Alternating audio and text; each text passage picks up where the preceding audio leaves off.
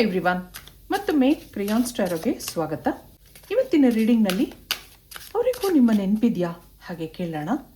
ಇದೊಂದು timeless general reading ಆಗಿರುತ್ತೆ, ಹಾಗೆ ಕಲೆಕ್ಟಿವ್ ಎನರ್ಜಿನಲ್ಲಿರುತ್ತೆ. ಯಾರ್ಯಾರು ನನಗೆ ಸಬ್ಸ್ಕ್ರೈಬ್ ಮಾಡ್ತಾ ಇದ್ದೀರಾ, ಕಮೆಂಟ್ಸ್ ಮಾಡ್ತಾ ಇದ್ದೀರಾ, ತುಂಬ ಧನ್ಯವಾದಗಳು. ಇದೊಂದು ಜನರಲ್ ರೀಡಿಂಗ್ ಆಗಿರೋದ್ರಿಂದ ನಿಮ್ಮ ಲೈಫಲ್ಲಿ ಹೆಚ್ಚಿನ ಕ್ಲಾರಿಟಿ ಬೇಕಿದ್ರೆ ನೀವು ಪರ್ಸ್ನಲ್ ರೀಡಿಂಗ್ ತಗೋಬಹುದು. ಹಾಗೆ ನನ್ನ ಹಳೆ ವಿಡಿಯೋಗಳನ್ನ ಸಹ ನೋಡಬಹುದು. ಇದು ಟೈಮ್ಲೆಸ್ ಆಗಿರುತ್ತೆ, ನೀವು ಯಾವಾಗ ನೋಡಿದ್ರೂ ಅನ್ವಯಿಸುತ್ತೆ. ಈಗ ಯಾರ್ದೋ ನೆನಪುಗಳು ನಿಮ್ಮ ಮನಸ್ಸಲ್ಲಿ ಆಗಾಗ ಬರ್ತಾ ಇರುತ್ತೆ. ಸಾಕಷ್ಟು ಪ್ರಯತ್ನಗಳು ಮಾಡಿದ್ರೂ ಮನಸ್ಸಲ್ಲಿ ಎಲ್ಲೋ ಒಂದು ಮೂಲೆಯಲ್ಲಿ ಆ ನೆನಪುಗಳು ಜಾಗ ಹಿಡ್ಕೊಂಡು ಕೂತ್ಕೊಂಡ್ಬಿಟ್ಟಿವೆ. ಯಾಕೋ ಮರೆಯೋಕ್ಕಾಗ್ತಾ ಇಲ್ಲ ಅನ್ನಿಸ್ತಾ ಇದೆ ನಿಮಗೆ. ಹಗಲು ರಾತ್ರಿ ನಿಮ್ಮನ್ನು ಕಾಡ್ತಾ ಇರೋ ಈ ನೆನಪುಗಳು ಆ ವ್ಯಕ್ತಿಗೂ ಇದೆಯಾ? ನೀವು ಒಟ್ಟಿಗೆ ಕಳೆದ ದಿನಗಳು ಅವ್ರಿಗೂ ನೆನಪಾಗ್ತಾ ಇದೆಯಾ? ಹಾಗೆ ಯೋಚನೆ ಮಾಡ್ತಾ ಇರೋರು ನೀವಾಗಿದ್ದರೆ ನಿಮಗೋಸ್ಕರ ಈ ರೀಡಿಂಗ್ ತೊಗೊಂಡು ಬಂದಿದ್ದೀನಿ. ಇದಕ್ಕೆ ಏನು ಕಾರ್ಡ್ಸ್ ಬರುತ್ತೆ? ಅವರು ಇವತ್ತಿನ ದಿವಸ ನಿಮ್ಮನ್ನು ನೆನಪಿಸ್ಕೊತಾ ಇದ್ದೀರಾ? ಆ ನೆನಪುಗಳು ಅವ್ರಿಗೂ ಇದೆಯಾ? ಸೆಲೆಬ್ರೇಷನ್ ಬರ್ತಾ ಇದೆ, ಚಾಯ್ಸ್ ಇದೆ, ಮತ್ತೊಂದು ಡಿವೈನ್ ಟೈಮಿಂಗ್ ಬರ್ತಾ ಇದೆ. ನೋಡಿ, ಅವ್ರಿಗೂ ಆಗಾಗ ನಿಮ್ಮ ನೆನಪುಗಳು ಬರ್ತಾ ಇರುತ್ತೆ. ಅದೇನೋ ಒಂಥರ ಸಂತೋಷ ಕೊಡುತ್ತೆ ಅವ್ರಿಗೆ. ಇಲ್ಲೊಂದು ಡಿವೈನ್ ಟೈಮಿಂಗ್ ಬಂದಿದೆ ನಿಮಗೆ. ಆ ಟೈಮ್ ಬಂದಾಗ ನೀವು ಮತ್ತೆ ಕನೆಕ್ಟ್ ಆಗ್ತೀರಾ. ಯಾವುದೇ ನೆಗೆಟಿವಿಟಿಗಳಾಗಿರಲಿ ಮುಂದೆ ಸರಿಯಾಗುತ್ತಾ ಅದೆಲ್ಲ ನೋಡೋಣ. ಈಗ ಏನಿದೆ ಇದಕ್ಕೆ ಸೆಂಟರ್ ಕಾರ್ಡ್ ಏನು ಬರುತ್ತೆ? ಇದರಲ್ಲಿ ಇಬ್ಬರು ಯೋಚನೆಗಳೂ ಸೇರಿರುತ್ತೆ.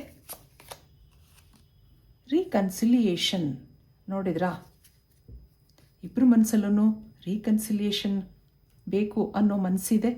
ಇಲ್ಲಿ ಸೆಪ್ರೇಷನ್ ಅನ್ನೋದು ಬರ್ತಾ ಇದೆ. ಇಲ್ಲಿ ನೋ ಕಾಂಟ್ಯಾಕ್ಟಲ್ಲಿದ್ದೀರಾ, ಇಬ್ಬರೂ ಸೆಪ್ರೇಟ್ ಆಗಿದ್ದೀರಾ. ಆದರೆ ನೆನಪುಗಳು ಇಬ್ಬರನ್ನೂ ಬಿಡ್ತಾ ಇಲ್ಲ. ಆಗಾಗ ನೆನಪುಗಳು ಬರ್ತಾ ಇದೆ. ಇಲ್ಲಿ ಮುಂದೆ ಏನಿದೆ ನೋಡೋಣ. ಇಲ್ಲಿ ನೀವು ಕಳೆದಂಥ ದಿನಗಳು ಅವ್ರಿಗೆ ಆಗಾಗ ನೆನಪಾಗ್ತಾ ಇರುತ್ತೆ. ಆ ಸಂತೋಷದ ದಿನಗಳು ಎಲ್ರಿಗೂ ನೆನಪಾಗುತ್ತೆ ಅಲ್ವಾ? ಅವ್ರ ಚಾಯ್ಸ್ ನೀವಾಗಿದ್ರಿ. ಇದು ಮೇಲ್ ಫೀಮೇಲ್ ಇಬ್ರಿಗೂ ಅನ್ವಯಿಸುತ್ತೆ. ನಿಮ್ಮನ್ನು ಅವ್ರು ಇಷ್ಟಪಟ್ಟಿದ್ರು, ನೀವು ಅಂದಾಗ ಏನೋ ಒಂದು ಸಂತೋಷ ಇತ್ತು ಅಲ್ಲಿ. ಈಗಲೂ ನಿಮ್ಮ ನೆನಪುಗಳು ಅವ್ರಿಗೆ ಸಂತೋಷ ಕೊಡುತ್ತೆ. ಮತ್ತೆ ರೀಕನ್ಸಿಲಿಯೇಷನ್ ಬೇಕು ಹಾಗನ್ನಿಸ್ತಾ ಇದೆ. ನಿಮಗೂ ಅನ್ನಿಸ್ತಾ ಇದೆ, ಅವ್ರಿಗೂ ಅದೇ ಫೀಲಿಂಗ್ಸ್ ಇದೆ.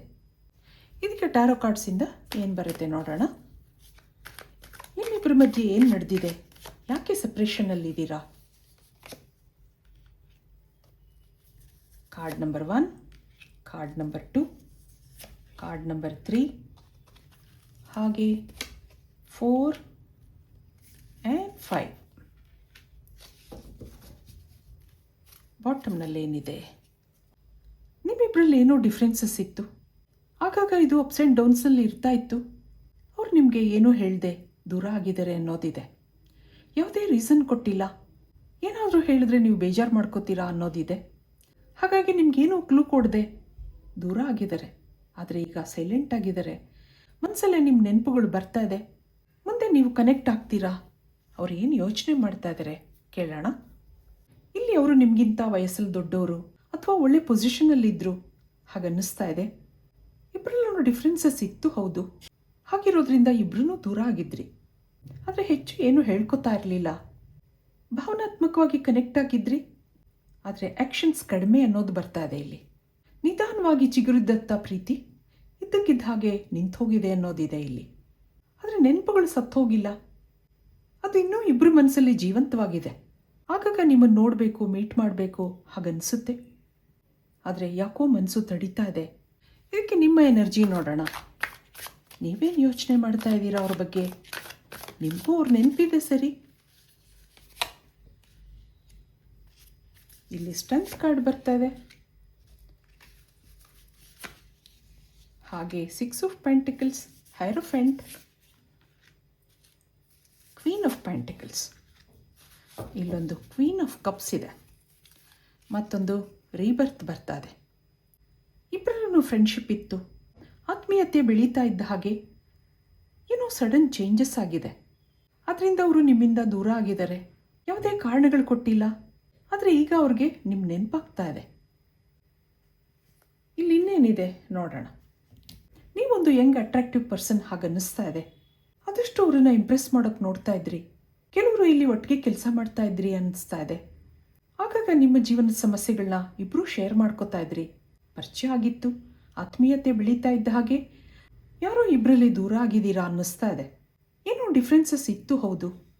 ಅದು ಏಜ್ ಡಿಫ್ರೆನ್ಸ್ ಇರ್ಬೋದು, ಅಥವಾ ಯಾರಿಗೋ ಮದುವೆ ಆಗಿದೆ, ಏನೋ ಸಮಸ್ಯೆಗಳಿದೆ ಇಲ್ಲಿ. ನಿಮಗೆ ಅವರನ್ನು ಮರೆಯೋಕ್ಕಾಗ್ತಾ ಇಲ್ಲ. ಭಾವನಾತ್ಮಕವಾಗಿ ಕನೆಕ್ಟ್ ಆಗಿದ್ರಿ, ಅವ್ರನ್ನ ಒಂದಿನ ನೋಡ್ದಿದ್ರು ನಿಮಗೆ ಬೇಜಾರಾಗ್ತಾ ಇತ್ತು. ಆದರೆ ಅವರು ಹೇಳ್ದೆ ಕೇಳದೆ ದೂರ ಆಗಿರೋದು ನಿಮಗೆ ಫೀಲ್ ಆಗ್ತಾ ಇದೆ. ಎಷ್ಟು ಮರಿಬೇಕು ಅಂದ್ರೂ ಎಲ್ಲೋ ಒಂದು ಕಡೆ ನೆನಪಾಗುತ್ತೆ. ಅವರು ಇರ್ತಿದ್ದಂಥ ಜಾಗ, ಅವ್ರ ಮಾತುಕತೆಗಳು, ಅದೆಲ್ಲ ಆಗಾಗ ನಿಮಗೆ ನೆನಪಾಗ್ತಾ ಇರುತ್ತೆ. ಏನೋ ಪಾಸಿಟಿವ್ ಫೀಲ್ ಆಗುತ್ತೆ. ನೀವೊಂದು ಶಾಂತ ಸ್ವಭಾವದ ಸೈಲೆಂಟ್ ವ್ಯಕ್ತಿ ಹಾಗನ್ನಿಸ್ತಾ ಇದೆ. ಆಗಾಗ ನಿಮ್ಮನ್ನು ನಗಿಸೋ ಪ್ರಯತ್ನ ಮಾಡ್ತಾ ಇದ್ರು, ಅದೆಲ್ಲ ನಿಮಗೆ ನೆನಪಾಗುತ್ತೆ. ಅವ್ರಿಗೆ ಇನ್ನೇನು ನೆನಪಾಗ್ತಾ ಇದೆ ಕೇಳೋಣ.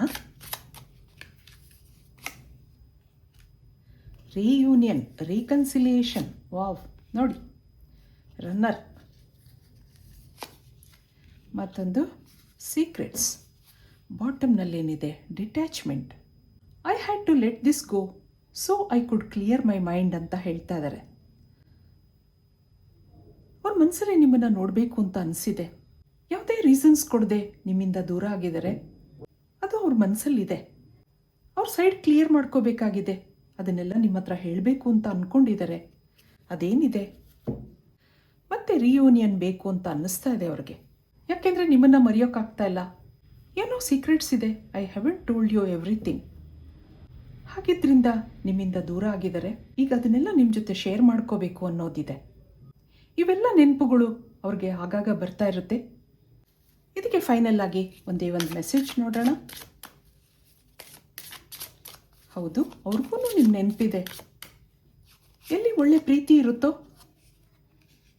ಅಲ್ಲಿ ನೆನಪುಗಳು ಬರ್ತಾನೆ ಇರುತ್ತೆ. ಇಲ್ಲಿ ವರ್ತ್ ವೇಟಿಂಗ್ ಫಾರ್ ಅನ್ನೋದು ಬರ್ತಾ ಇದೆ. Divine timing is at work in your love life ಅನ್ನೋದು ಬರ್ತಾ ಇದೆ. ನೋಡಿ ಎಷ್ಟು ಚೆನ್ನಾಗಿ ಬಂದಿದೆ.